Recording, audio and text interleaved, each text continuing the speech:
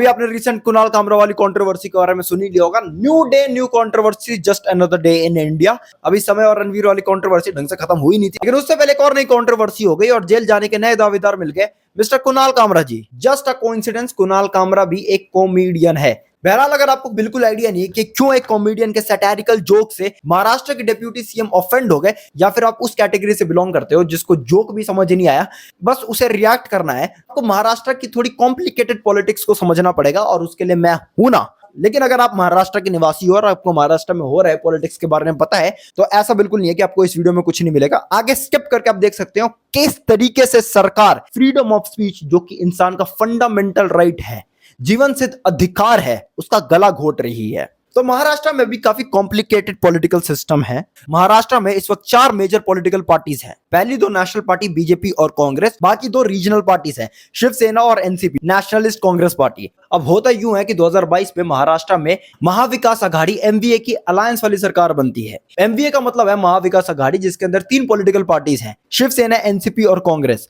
उस वक्त महाराष्ट्र के सीएम बनते हैं उद्धव ठाकरे, जो कि शिवसेना के पार्टी लीडर थे, और शिवसेना में ही एक और सीनियर लीडर होते हैं, एकनाथ शिंदे, जिसके ऊपर ये पूरी कंट्रोवर्सी हुई है। अब शिंदे क्या करते हैं कि जून 2022 में 40 से ज्यादा एमएलए को अपने साथ लेके पार्टी के अगेंस्ट रेबेल कर देते हैं, जिसकी वजह से उद्धव ठाकरे की सरकार गिर जाती है। अब ऐसा शिंदे करते क्यों हैं? शिंदे इसके पीछे जस्टिफिकेशन देते हैं कि शिवसेना अपने कोर आइडियोलॉजी, जो कि बाल ठाकरे ने दी थी, हिंदुत्व और मराठी अस्मिता, इस चीज पे कॉम्प्रोमाइज कर रहे हैं। उनके हिसाब से शिवसेना का बीजेपी से पुराना रिश्ता तोड़ना और बाद में जाकर कांग्रेस और एनसीपी जैसी सेकुलर पार्टीज को ज्वाइन करना एक बहुत गलत डिसीजन था, और शिंदे इस चीज से कभी खुश नहीं थे। तो इस पूरे आपसी मनमुटाव, इंटरनल कॉन्फ्लिक्ट के बाद शिवसेना पार्टी 2 हिस्सों में बढ़ जाती है। पहली शिवसेना की ऑफिशियल पार्टी, जिसके लीडर थे उद्धव ठाकरे, और दूसरी शिवसेना की फैक्शन पार्टी, जिसके लीडर बनते हैं एकनाथ शिंदे। अब अगर आप सोच रहे कि फैक्शन क्या होता है, तो बेसिकली जब एक बड़ी पॉलिटिकल पार्टी 2 हिस्सों में स्प्लिट हो जाती है, तो एक हिस्से को ऑफिशियल पार्टी बोला जाता है और दूसरे हिस्सों को फैक्शन बोला जाता है। तो अब महाराष्ट्र में सीन कुछ ऐसा था कि एकनाथ शिंदे शिवसेना पार्टी को छोड़ चुका था, और 29 जून 2022 को महाराष्ट्र के सीएम उद्धव ठाकरे अपनी पोस्ट से रिजाइन कर देते हैं। सगळ्यांच्या समोर मुख्यमंत्री पदाचा देखील त्याग करत आहे।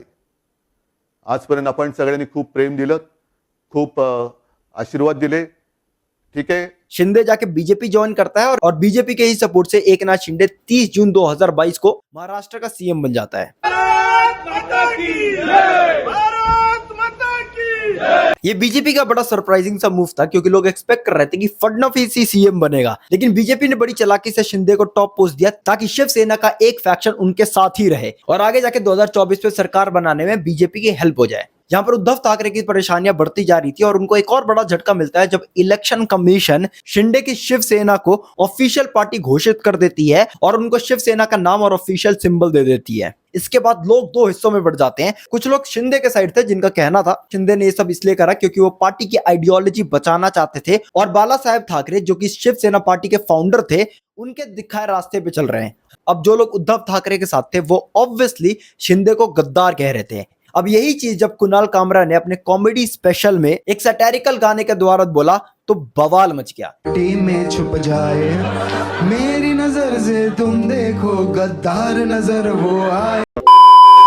अब महाराष्ट्र इलेक्शन वाली थोड़ी सी चीज बची है, उसे खत्म कर लेते हैं। 2024 में महाराष्ट्र असेंबली इलेक्शन होता है, जहां पर महायुक्ति अलायंस एक बहुत बड़े मार्जिन से जीत जाती है। उन्हें 288 सीट में से 230 सीट्स मिलते हैं। इसमें बीजेपी को 132 सीट मिलती है, शिंदे के शिवसेना को 57 सीट्स मिलती है, और अजीत पवार के एनसीपी को 51 सीट मिलती है।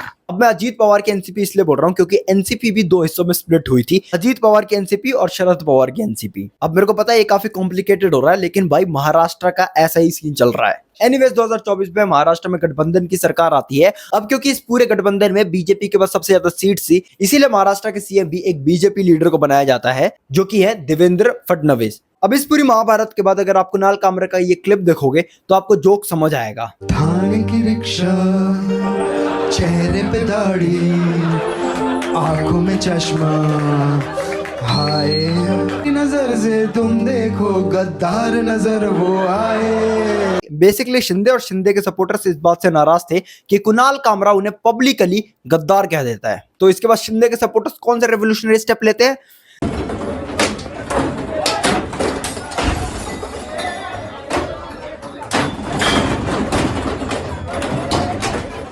वो जाके हैबिटेट के सेंटर को वैंडलाइज कर देते हैं। This doesn't make sense. मतलब अगर कोहली आउट ऑफ फॉर्म में रन नहीं बना पा रहा तो जाके तुम स्टेडियम तोड़ दोगे? व्हाट द फक भाई। हैबिटेट के सेंटर में शिंदे के सपोर्टर्स ने इतना ज्यादा तोड़फोड़ किया कि उस सेंटर को बंद करना पड़ा। अब अगर तुम कुणाल कामरा के बारे में सोच रहे हो तो उसके साथ कुछ नहीं हुआ। इनफैक्ट इस पूरी कंट्रोवर्सी के थोड़ी देर बाद ही कुणाल कामरा ने इंस्टाग्राम पे एक पोस्ट शेयर करा, नहीं अपॉलॉजी वाला नहीं, बल्कि इस पोस्ट पे कुणाल कामरा शिंदे के सपोर्टर्स का मजाक उड़ाते हैं और हैबिटेट सेंटर में तोड़फोड़ करने को क्रिटिसाइज करते हैं और हाँ, माफी मांगने से सख्त मना कर देते हैं। इसके बाद कुणाल कामरा और शिंदे के सपोर्टर्स का एक थ्रेट कॉल बड़ा वायरल हो जाता है, जो कि कुणाल कामरा के कॉमेडी स्पेशल से कहीं ज्यादा फनी है। मुख्यमंत्री उनके बारे में क्या वीडियो डाला है? अभी तो मुख्यमंत्री का है, मुख्यमंत्री उप मुख्यमंत्री है, उनके बारे में क्या वीडियो डाला है तूने? मान भी गया।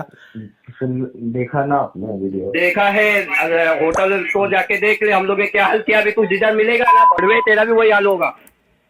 आज समझा क्या? इधर मिलूंगा। किधर रहता है तू? तमिलनाडु। तमिलनाडु? तेरी तमिलनाडु में आके मारेगा देखो। वही है। हेलो, आजा तमिलनाडु आजा। किधर आने का? तमिलनाडु। तमिलनाडु में कैसा पूछेगा भाई? क्या आपके पास फ्रीडम ऑफ स्पीच है? अगर आप यूनाइटेड स्टेट्स ऑफ अमेरिका में पैदा हुए होते तो आपका जवाब होता हाँ, बिल्कुल। अमेरिका के फर्स्ट अमेंडमेंट एक्ट के तहत हर एक सिटीजन के पास एब्सोल्यूट फ्रीडम ऑफ स्पीच है और ये फ्रीडम ऑफ स्पीच किसी भी डेमोक्रेसी की बैकबोन होती है। अमेरिका में रहकर आप वहां के प्रेसिडेंट का मजाक उड़ा सकते हैं। आपने ये शायद वीडियो भी देखी होगी जहां पर ओपनली डोनाल्ड ट्रंप का मजाक उड़ाया जाता है। Bangs a supermodel, he closes his eyes and imagines he's jerking off. लेकिन अगर आप भारत की सरजमीन में पैदा हुए हो तो आपके पास ये प्रिविलेज नहीं है। आपके पास फ्रीडम ऑफ स्पीच है, हाँ और ना, दोनों। Let me explain. Indian constitution में आर्टिकल 19 हर एक सिटीजन को freedom of speech and expression की गारंटी देता है, लेकिन ये एब्सोल्यूट नहीं है। आर्टिकल 19(2) के हिसाब से सरकार किसी के भी फ्रीडम ऑफ स्पीच पे रेस्ट्रिक्शन लगा सकती है अगर बात देश की सॉवरेनिटी और इंटीग्रिटी के खिलाफ हो, पब्लिक ऑर्डर खराब करे, डिसेंसी या मॉरलिटी को चोट पहुंचाए, डिफेमेशन हो या फिर कोर्ट को कंटेम्प्ट करे। मतलब आपको इस देश में बोलने की आजादी तो है, लेकिन रीजनेबल रिस्ट्रिक्शंस के अंदर तक, जब तक कि आपकी बात कोई सुनता ना हो या फिर आप सरकार के हिसाब से बात करो। फ्रीडम ऑफ स्पीच के अंदर कुछ भी क्लियर नहीं बताया जाएगा। एक ब्लर सी लाइन होगी जिसका यूज कभी भी पावरफुल लोग कर सकते हैं और आपको पनिश कर सकते हैं। अभी रिसेंट कुणाल कामरा केस की बात कर रहे थे, कामरा ने एकनाथ शिंदे को गद्दार बोला, इतना बोलते ही उस पर FIR हो गया, बहुत जल्दी शायद अरेस्ट भी हो जाए। अब बस आप इस पर्टिकुलर केस को लो, क्या ये डेमोक्रेसी का मॉडल नहीं है? अभी यहाँ पर बहुत सारे लोग बोलेंगे भाई कुणाल कामरा भी तो ऐसा ही। यहाँ मैं कुणाल कामरा को बहुत अच्छा नहीं मानता। कुणाल कामरा लिटरली वो इंसान है, जब कंगना रनौत का ऑफिस तोड़ दिया गया था वो उस पर जोक कर रहा था। जब ये पूरा हुआ, जो आपने इलीगल कंस्ट्रक्शन कंगना रनावत की गिराई,